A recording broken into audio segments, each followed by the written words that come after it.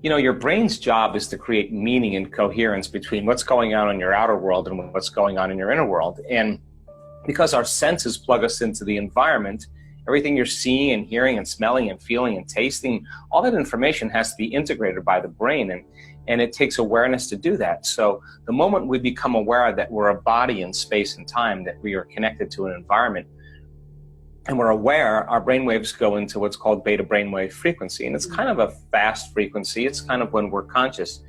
There's nothing wrong with beta. It's when we concentrate, it's when we learn.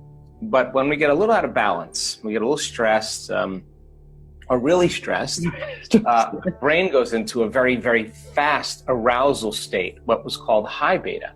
And high beta is even a faster frequency, and that's when you're fearful, or when you're anxious, or you're worried, or you're angry, or aggressive, or judgmental, or resentful, or impatient, or pain, and you're in pain, or you're suffering, or even depressed. The brain tends to idle at a very fast frequency, and that's good for the short term, like if you're being chased by a predator, but it's not good for the long term. And some people get stuck in those states. So then the whole purpose of meditation is to get beyond the analytical mind. And what separates the conscious mind from the subconscious mind is the analytical mind. So it then requires people to begin to slow their brain waves down, and they move from those beta brain waves, or the high beta brain waves, and they begin to relax, and they close their eyes, and they're no longer perceiving as much sensory information because they're not seeing anything or hearing anything, and we're playing music in the background, and they're not getting up and they're not moving around, they're not eating or tasting or smelling.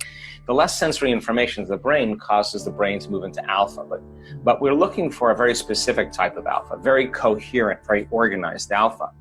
And it turns out when you take your attention off anything material, and you go from a narrow focus to an open focus, and you sense nothing material, something immaterial, energy or frequency or nothing, the act of going to an open focus or a divergent focus begins to cause the brain to start to become more integrated. It becomes more holistic, it becomes more coherent. So then if the body starts to fall asleep and the mind stays awake, now you're in theta, and that's kind of like a hypnotic state. This is when you're very suggestible to information. So our research shows that when people go into that slow state of low alpha or theta, their systems that cause repair and regeneration switch on, right? And then something quite unusual happens to a lot of our students. All of a sudden, the body gets super aroused, like they connect to this field of information, this frequency, and all of a sudden their brain goes into gamma brainwave patterns. And now they're getting an arousal, but the arousal is not coming from some stressor in their outer world.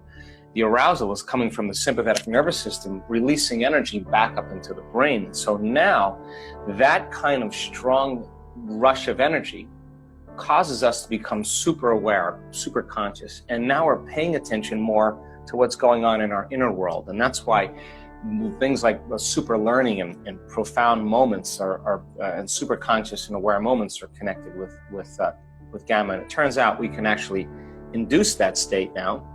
And we actually know even the words that can even stimulate it.